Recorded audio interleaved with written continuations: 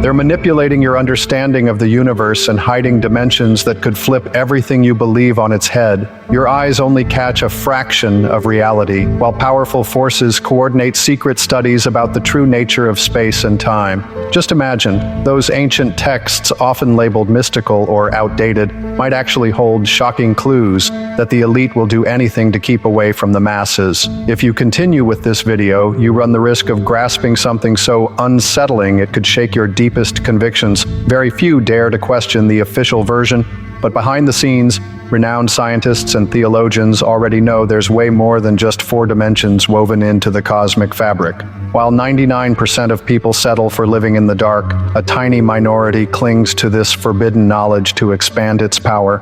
In just a few moments, you'll gain access to evidence that was stripped from history books and locked away behind 7 seals in academic basements. Do not close this video. What's about to come goes beyond traditional research methods and contradicts everything you were taught to believe. Get ready to see your mind expand toward what once seemed out of reach. The door to this new level of consciousness is right in front of you. Your call: keep living an illusion or uncover the secret that could change humanity's destiny.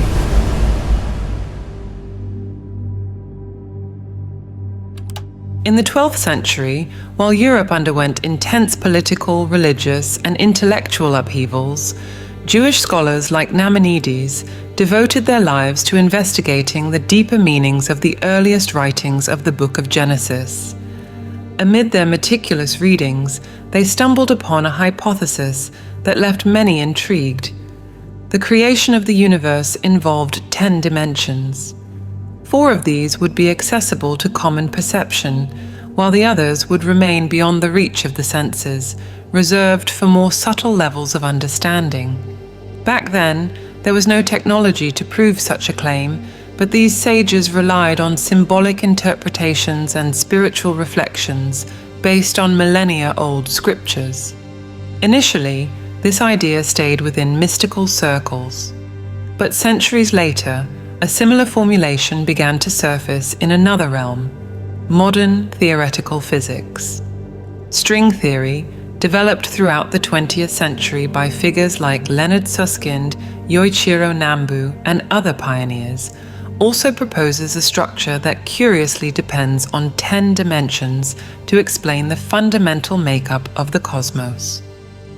4 of these dimensions are the ones we can observe, 3 of space plus 1 of time, while the other 6 are folded at such minuscule scales that they can't be directly detected with current instruments. This convergence between a concept with spiritual roots and one born from mathematical calculations stirs up profound questions. Could it be that the ancients had a perception that went beyond mere religious symbolism? Did they manage to glimpse hidden parts of reality? On the other hand, are scientists, by unraveling complex equations, recreating in empirical language something that for a long time remained under the veil of mystical interpretation?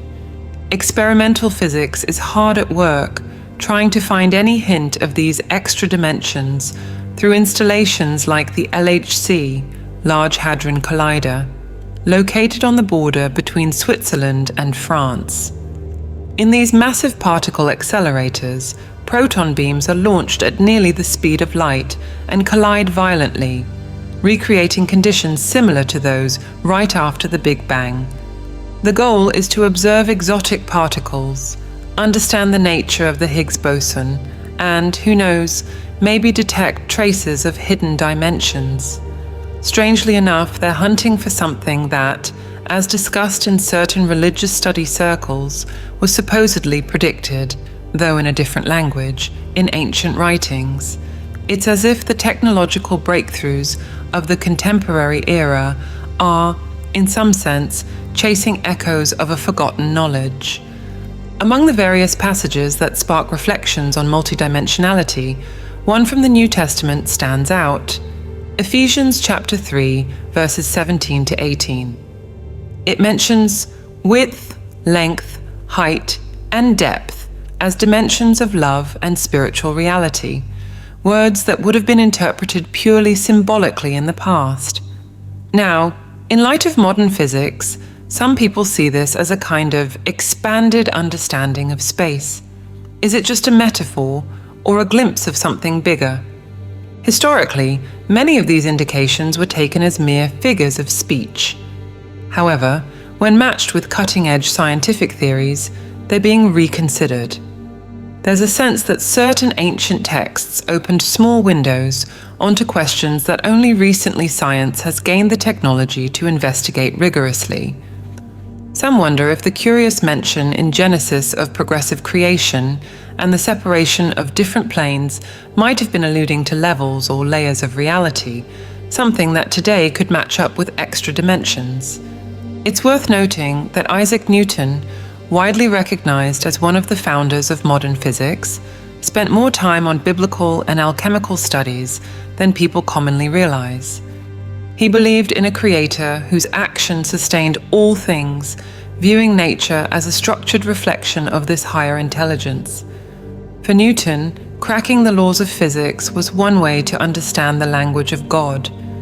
You could argue that his personal faith is irrelevant to the mathematical and scientific breakthroughs he proposed.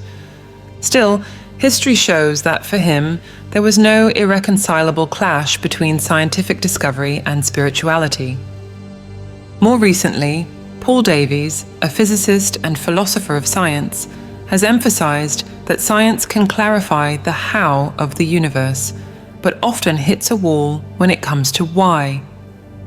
This is where a certain other language might be required, a way of accessing meanings that go beyond purely empirical boundaries. This doesn't necessarily imply breaking with the scientific method, but it does acknowledge that the search for purpose might call for additional approaches. For a long time, science focused almost exclusively on the tangible and measurable. Meanwhile, spiritual traditions, not just the Judeo-Christian kind, but also from other cultures, explored the invisible, the unquantifiable. Today, quantum physics shows that aspects of matter seem to respond to the observer, suggesting that reality isn't as independent of who observes it as once assumed. This notion of interplay between consciousness and matter partly lines up with mystical beliefs, asserting the existence of subtler realms beyond physical substance. From this standpoint, science and spirituality aren't enemies. On the contrary, they come closer as two avenues that, though they speak in different terms, deal with facets of a single reality. While physics tries to explain how the universe works, spirituality wonders about the meaning behind those workings. Rather than cancel each other out, they complement each other. Some ancient passages in mentioning invisible layers or hidden realities may point to what modern science is starting to map with sophisticated experiments. If that's the case, there's a chance that future scientific advances, especially in fields like particle physics, cosmology, and consciousness, will increasingly dialogue with wise interpretations of age-old writings. Naturally, the question arises of how much is still sealed or hidden in practically forgotten pages. What might we uncover if we combine the latest scientific developments with careful readings of ancient traditions? If there really are 6 dimensions rolled up in the fabric of reality, how many other mysteries will surface once we expand our observation tools, or, who knows, revisit sacred texts from a fresh perspective? For now, the question hangs in the air, waiting to be answered as humanity's research and reflection press on. The quest to understand the deepest pillars of existence brings up a principle scientists call entropy, the natural drift of every organized form toward disorder. In Romans chapter 8, verse 21, there's mention of liberation from corruption into the glorious freedom of the children of God. Many readers of these scriptures interpret this corruption as a kind of deterioration, a universal enslavement to an irreversible decay process. This raises the question, what exactly needs liberating, and from what sort of bondage? In Genesis, creation doesn't happen all at once. The The text speaks of a beginning in chaos, referred to as Erev, marked by disorder and darkness, then gradually moving into Boker, symbolizing clarity and separation of elements. This rhythm suggests that divine creation imposes order, setting boundaries for what was once jumbled up. Modern cosmology paints a similarly interesting picture. We now know that water, often mentioned in ancient writings, exists in various corners of the solar system, from frozen moons to interstellar particles. These findings expand the symbolic reading. If water precedes light in Genesis, it's striking to note that vast water reserves indeed might have existed long before solid planets formed. But the link between the initial chaotic state and the subsequent divine organization isn't confined to just the visible cosmos. In some esoteric commentaries, there's an argument that a rupture following the so-called original sin affected the structure of reality, separating the 4 dimensions we perceive from another 6 or more that became inaccessible. This is where modern physics theories come in. String theory posits 10 dimensions, and Riemannian and Einsteinian geometry point to aspects of reality that might be rolled up at microscopic scales. In other words, maybe there's a connection between ancient myths about a fall or cosmic break and theories that our present universe is collapsed in some way. Certain quantum phenomena suggest there could be more beyond what we see. Non-locality, for instance, shows that 2 entangled particles can affect each other across vast distances, as if space-time barriers didn't exist. That used to sound impossible in classical science, yet today there's experimental evidence for it. Another curious aspect is the so-called fine-tuning of the universe.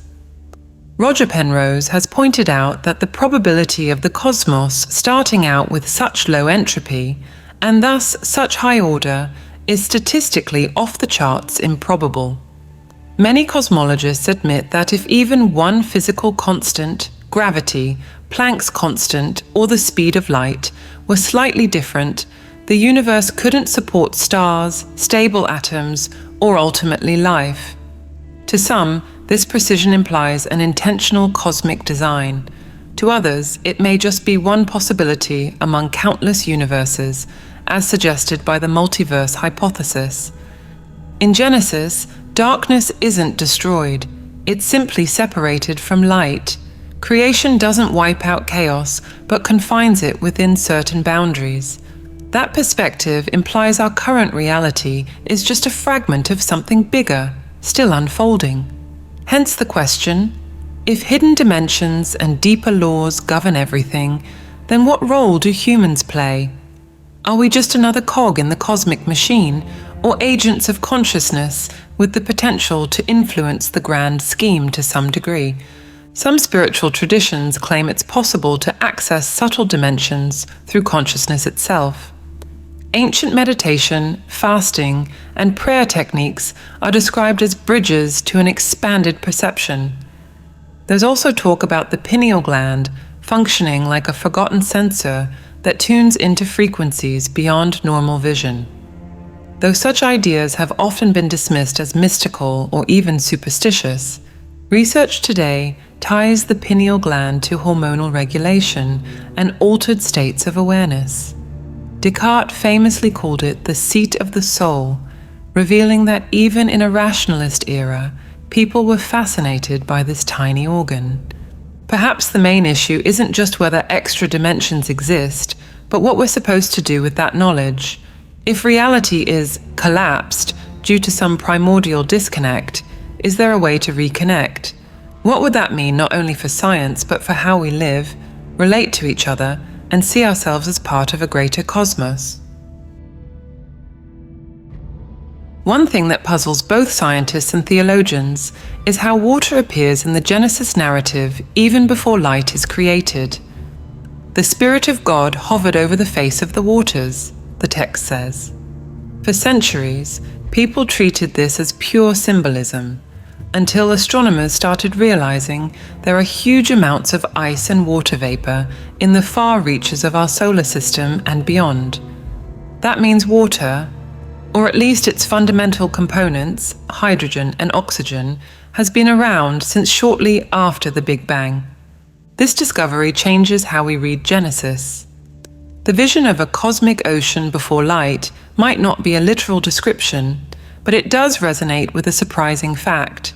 Water really does show up in many places in extremely ancient eras, possibly even before fully mature stars existed. Obviously, the biblical author didn't have a telescope to spot Kuiper belts or Oort clouds. Still, the text mentions cosmic waters as a sort of raw material waiting to be shaped by light. In Genesis, the initial chaos, tohu vabohu, describes a state of confusion. Some rabbinical and mystical traditions interpret that chaos as something needing organization. Interestingly, cosmology shows that over billions of years, gravity clumped clouds of hydrogen and dust together, giving birth to the first stars. During that time, water could have formed and frozen in various regions. Also, the idea of progressive creation, where different realms are carved out, each finding its place, mirrors how modern science views the evolution of galaxies and planets. Another striking point is how certain interpretations claim the original sin triggered not just moral fallout, but a structural one too. It supposedly caused a break that severed the 4 known dimensions from 6 others that remain asleep. Meanwhile, string theory argues that extra dimensions might exist at scales too tiny for current detection.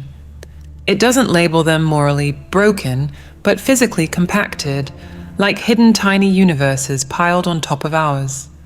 For some, this parallels the myth of the fall, as if it were a spiritual narrative describing a real dimensional phenomenon.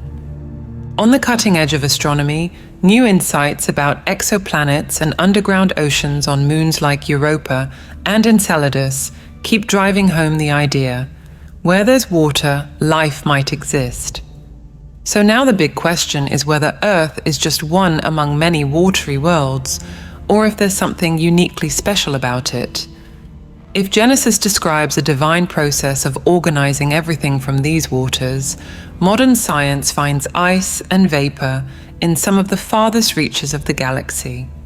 This renews discussions about whether primordial waters go beyond mere earthly symbolism.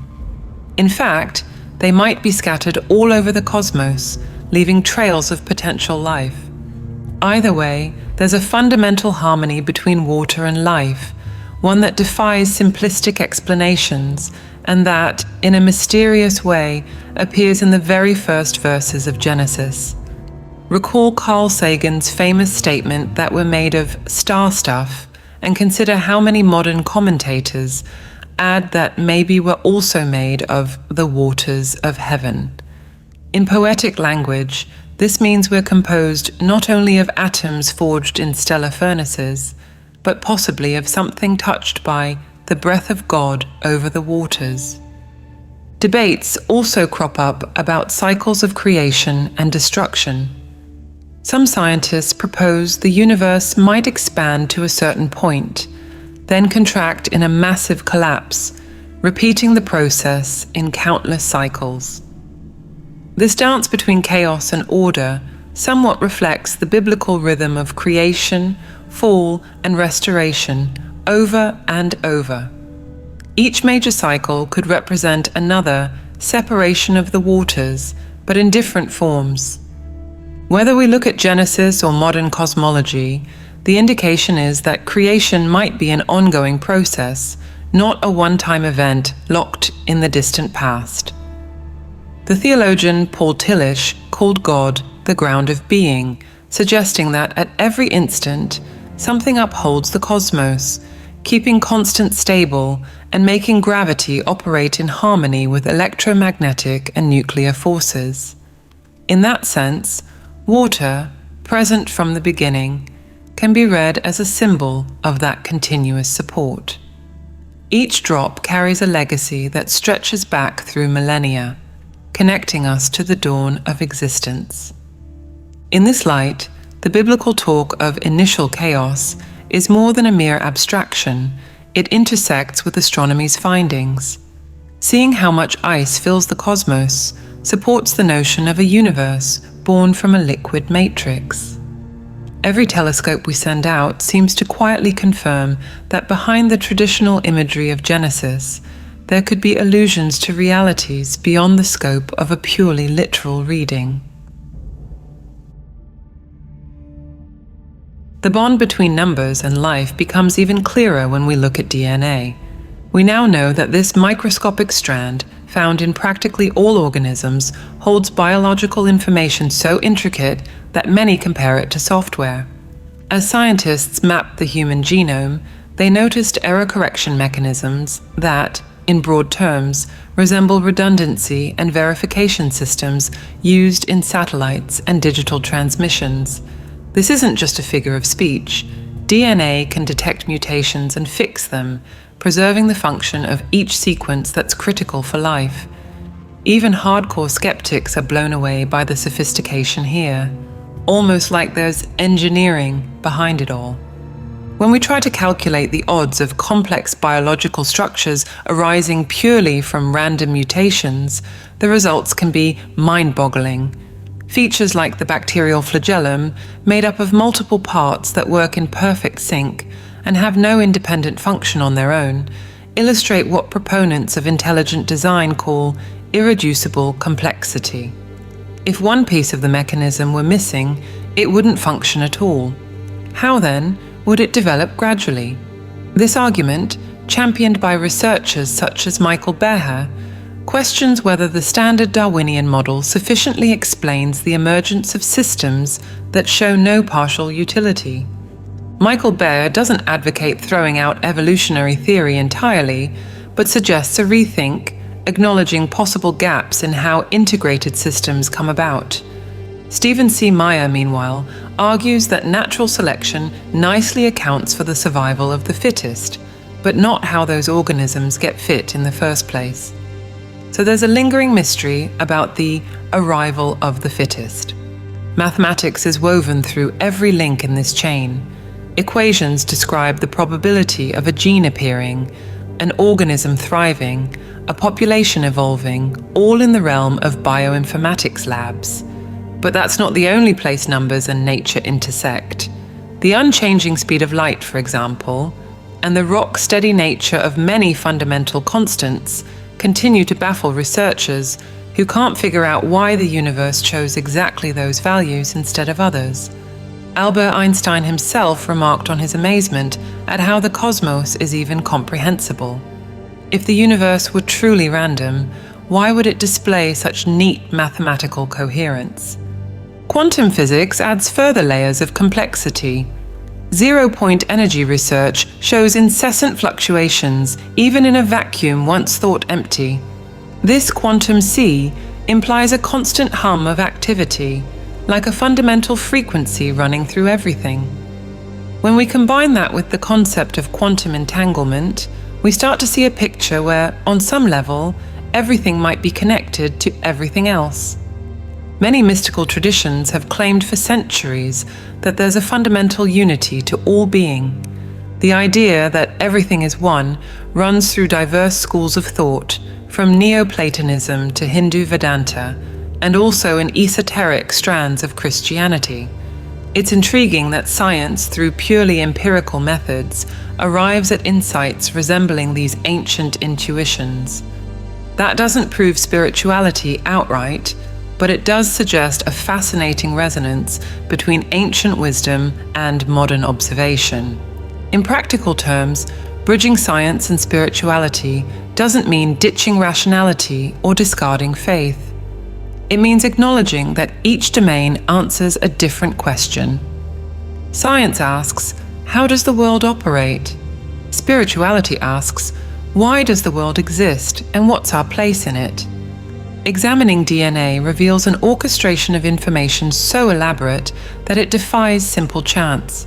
Meanwhile, spirituality posits a creator or higher consciousness laying down hidden yet coherent laws. Of course, disagreements remain. Plenty of scientists reject the notion of a transcendent intelligence shaping life, preferring to believe in largely unknown natural processes. But the more we uncover about cellular workings, the tougher it is to overlook the code operating at the molecular level. And as we marvel at such organization, a question emerges. Is there a clear line between what's purely natural and what might be an expression of something deeper? Many believe tomorrow's science might unify these perspectives once and for all, showing that miracle and natural law are two sides of the same coin. Perhaps the further we break down the mysteries of DNA and matter, the closer we'll get not just to answers, but to even greater questions. An increasing number of researchers and thinkers nowadays suggest that reality itself might be incomplete, a partial snapshot of what truly exists. Some talk about a sort of simulation, not necessarily a computer program, but rather an imperfect, limited reality that's really just a reflection of something bigger. The interdimensional hypothesis is gaining traction to explain phenomena that don't fit conventional logic, such as certain unidentified aerial events and so-called spiritual or supernatural manifestations. Instead of visitors from other planets, these phenomena might involve gaps between parallel dimensions. Although this topic is often met with skepticism, there are serious studies within scientific ufology, parapsychology, and even neuroscience that point to potential layers of existence overlapping our own. At the same time, some interpret these occurrences as fulfillments of end times predictions in ancient texts. The Bible, for example, mentions signs in the heavens, quakes on earth, and worldwide upheavals that a few see as heralds of a transition. Our current era, marked by intense ideological polarization, breakthroughs in artificial intelligence, genetic manipulation, and environmental crises, could, from this viewpoint, be the prelude to massive changes in how we live. Certain schools of thought see this not as a catastrophic end, but the beginning of a new stage, a sort of awakening. And it wouldn't be a political or purely technological awakening, but a spiritual one. The idea is that amid chaos, people realize there's a fundamental link between them and the Creator, or some ultimate principle. Faith, in this framework, stops being a set of rules laid out by institutions and becomes a personal, non-transferable experience. Nobody's advocating ignoring scientific findings, quite the opposite. Science can illuminate parts of the path. However, there are other facets, purpose meaning, that lab experiments can't easily grasp. Entropy, viewed as an inevitable breakdown, can also be interpreted as a force driving renewal. Without disorder, there'd be no push to form new structures. Without tension, there'd be no motivation to transcend boundaries. Revisited biblical texts in this light speak not of total destruction, but of birth pains for a new creation. Entropy would be the catalyst that compels both the cosmos and humanity to evolve. By the same token, the line between creator and creation might need rethinking. If everything is interconnected, then the notion of a distant, detached God transforms into the vision of an intelligence permeating all things. Scientists like David Bohm, with his theory of the implicate order, propose that manifest reality, our daily experience, is just the explicit face of something deeper and unified. It's as if our surface reality were a projection, while the fundamental layer lies beyond our linear sense of space and time. Interestingly, that echoes Plato's allegory of the cave, where prisoners see only shadows, unaware of the light source behind them. These parallels show that humans have been on this quest to grasp true reality for a very long time, with ancient philosophers, medieval theologians, and modern scientists each bringing their own angle. And then there's the factor of direct experience. While science relies on controlled data, spirituality often turns to inner practices operating in the subjective realm: meditation, contemplation, and prayer. These aren't easy to replicate in a lab, yet countless traditions, Christian monks, Sufi mystics, Eastern sages, report them over centuries. In some of these practices, people speak of encountering parallel realities, subtle energies, or insights that transcend normal cognition. Though there's no scientific consensus here, the sheer volume of testimonies suggests something worthy of investigation. If the awakening foretold in ancient scriptures is about merging objective knowledge with inner wisdom, then each person has a role to play. We stop passively witnessing events and become active participants, helping to shape or reshape the world. If that process is collective, it could unleash possibilities previously unthinkable, where science and spirituality strengthen each other instead of clashing. Out in the vastness of space, every celestial body occupies a place governed by intensely precise laws. Gravity keeps planets in orbit, stellar nuclear reactions emit light and heat, and fundamental constants never budge. Anyone who studies this picture can't help feeling a mix of wonder and awe. Ancient accounts speak of a creator who separates light from darkness, defining the form of the universe. Contemporary theories, by zooming in on black holes, dark energy, and quantum mechanics, make the view more complex but also more unified. Sometimes, science and spirituality seem like polar opposites, but we can also see them as two different lenses revealing unique sides of the same mystery. Physics focuses on the how, while spirituality zeroes in on the why. Over centuries, we've seen clashes, sometimes violent, between religious authorities and scientific discoveries. But today, we're inching toward a cautious synergy. Physicists admit there are questions that may never be fully answered by equations alone. Spiritual leaders recognize the importance of engaging with verifiable truths about the natural world. The idea that the universe might be multidimensional opens up possibilities beyond our wildest imagination. Each dimension could be a facet of this grand cosmic polyhedron, and human beings, with our capacity for consciousness, might have what it takes to tap into more than one layer. Daily life, however, tends to confine us to the usual 4 dimensions. Hardly anyone has the time or will to push those boundaries. But various contemplative practices suggest that when we quiet the mind, we might catch glimpses of other realities. That begs the question, what's actually out there in these hidden dimensions? Are they just super compact physical spaces, or genuinely spiritual planes that coexist alongside ours? Quantum theory tells us the observer influences the observed. Human consciousness could have a role in how events unfold.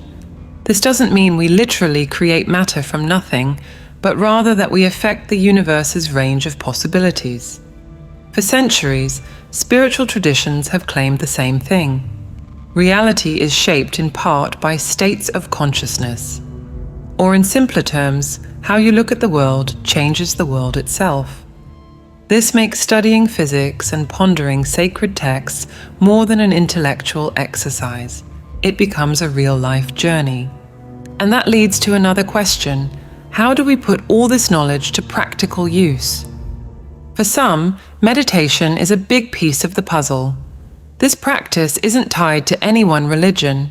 It appears in countless contexts, each with its own methods. Early Christianity, Buddhism, Hinduism, and many others have forms of contemplative exercise.